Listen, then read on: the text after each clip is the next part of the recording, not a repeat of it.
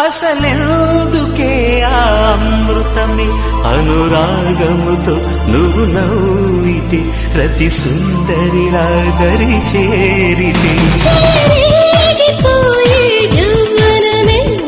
కోరికతో మాట్లాడితే కొస చూపులతో తాకితే నేను నేను ఆని తేలి సోలిపోని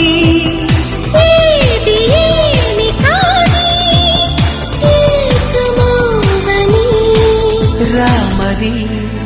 నా చెలి ఓ ప్రేమ హృదయం